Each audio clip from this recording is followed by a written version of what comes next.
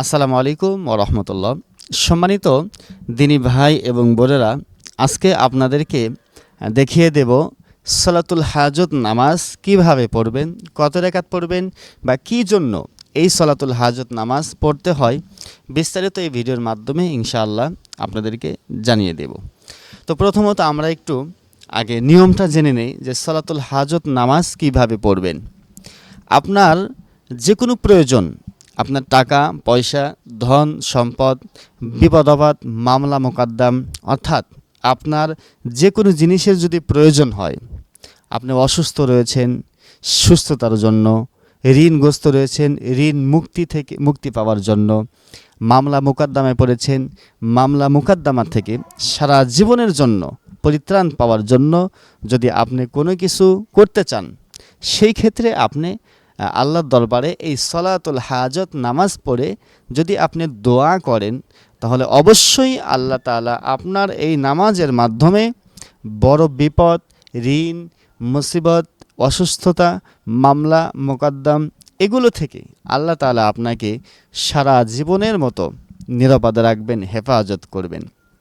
এই জন্য আল্লাহ রাব্বুল আলামিন বলেন, বান্দা তুমি যখন বিপদে পড়ো, তুমি যদি অসুস্থ হয়ে যাও, ঋণগ্রস্ত হয়ে যাও, নানান ধরনের সমস্যার সম্মুখীন হয়ে যাও, তাহলে অবশ্যই তুমি আমার নিকটে দোয়া করো নামাজের মাধ্যমে, কারণ আমি নামাজের মাধ্যমেই তোমার দোয়াটা কবুল করে নেব। এজন্য আপনারা যারা নানান ধরনের সমস্যায় সম্মুখীন হন, হয়তো অনেকের ব্যবসা বাণিজ্য বরকত হচ্ছে না, আয় রোজগার হচ্ছে না, ব্যবসায় উন্নতি হচ্ছে না, শুধু অশান্তি আর অশান্তি হচ্ছে, সুখ হচ্ছে না, মামলা মোকদ্দমা অসুস্থতা লেগেই আছে, আপনি এইভাবে এই নিয়মে আল্লাহর দরবারে সালাতুল হাজত নামাজ পড়ুন, দেখবেন আল্লাহ তাআলা অবশ্যই আপনার কাঙ্ক্ষিত বিষয়টি আপনার জন্য সহজ করে দেবে। তো আমরা প্রথমে জেনে নেই সালাতুল হাজত নামাজ কত রাকাত। দর্শক মণ্ডলী, সালাতুল হাজত নামাজ আপনি 2 রাকাত থেকে শুরু করে যতটুকু পারেন, 2 রাকাত, 4 রাকাত, 6 রাকাত, 8 রাকাত, যে কয়েক রাকাত পারেন আপনি পড়ে নেবেন। তবে নামাজটা পড়তে হবে একদম ধীরে ধীরে, খুজুর সাথে আপনারা পড়ে নেবেন। তো কিভাবে নিয়ত করবেন? প্রথমে আপনি উত্তম রূপে ওযু করলেন। উত্তম রূপে ওযু করে আপনি জায়নামাজ নিয়ে দাঁড়িয়ে এবার আপনি মনে মনে নিয়ত করলেন, আমি 2 রাকাত সালাতুল হাজত অর্থাৎ নফল নামাজের নিয়ত করিতেছি। এই নামাজটা আপনি কখন পড়বেন? এই নামাজটা যে কোনো সময়ে যদি আপনি পড়েন হয়ে যাবে। তবে সবচাইতে ভালো হচ্ছে আপনি গভীর রাত্রি উঠে তাহাজ্জুদের নামাজের সময় এই সালাতুল হাজত 2 রাকাত নামাজ আপনি পড়ে নেবেন। দর্শক মণ্ডলী, এবার আসুন এই যে সালাতুল হাজত নামাজ আপনারা পড়বেন, নিয়মটা কীভাবে পড়বেন। প্রথমে নিয়ত করলেন, নিয়ত করার পরে কিবলামুখী হয়ে দাঁড়িয়ে আপনি তাকবীর বলে 2 হাত তুলে তাকবীর দিয়ে হাত বাঁধলেন, আল্লাহু আকবার বলে হাত বাঁধলেন। হাত বেঁধে এবার প্রথমে সানা পড়ে নেবেন এইভাবে, সুবহানাকাল্লাহুম্মা ওয়া বিহামদিকা ওয়া তাবারাকা ইসমুকা ওয়া তাআলা জাদ্দুকা ওয়া লা ইলাহা গায়রুক। সানা পড়ার পরে এবার আপনি প্রথমে আউযু বিল্লাহ বিসমিল্লাহ পড়ে সূরা ফাতিহা পাঠ করবেন। সূরা ফাতিহা পাঠ করার পরে এর সাথে অন্য একটি সূরা আপনারা মিলিয়ে নেবেন। অন্যান্য নামাজে আপনি যেভাবে পড়েন, এই নামাজে আপনি সূরা ফাতিহার সাথে অন্য একটি সূরা আপনি মিলায়ন করে নেবেন। অন্য একটি সূরা মিলায়ন করার পরে আল্লাহু আকবার তাকবীর দিয়ে আপনি রুকুতে যাবেন। রুকুতে গিয়ে রুকুর তাসবিহ পাঠ করবেন, সুবহান রাব্বিয়াল আযীম 3 বার, 5 বার অথবা 7 বার আপনি পাঠ করবেন। এরপরে সামি আল্লাহু লিমান হামিদা বলে দাঁড়িয়ে যাবেন। দাঁড়িয়ে রব্বানা লাকাল হামদ পড়ে নেবেন।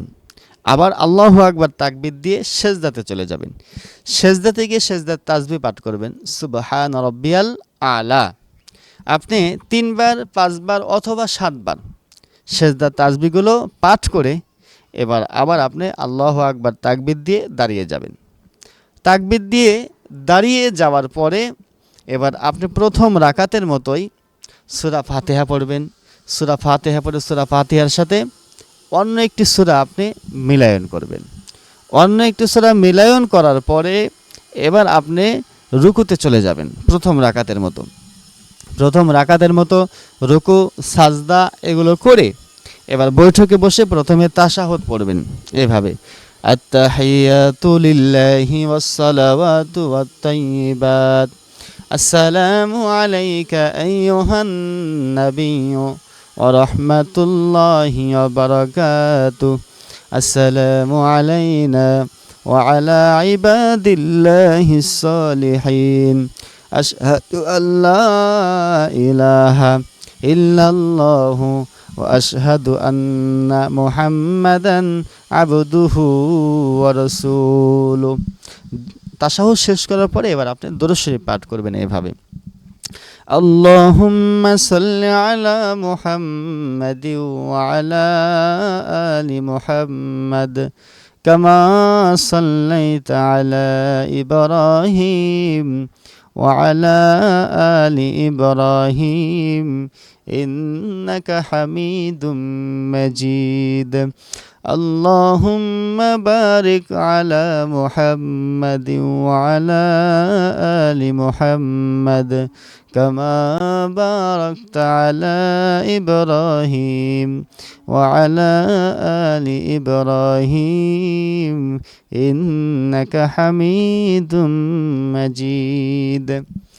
দুরূদ শরীফ পাঠ করে এবার আপনারা দোয়ায়ে মাসুরা পাঠ করবেন এভাবে, اللهم إني ظلمت نفسي ظلما كثيرا ولا يغفر الذنوب إلا أنت فاغفر لي مغفرة من عندك وارحمني إنك أنت الغفور الرحيم। এরপরে আপনি সালাম ফিরিয়ে নেবেন। সালাম ফিরানোর পরে ওই জায়গায় বসে প্রথমত আপনি 11 বার দরুদ শরীফ পাঠ করবেন, যে কোনো দরুদ আপনি জানেন সেই দরুদটা পাঠ করবেন।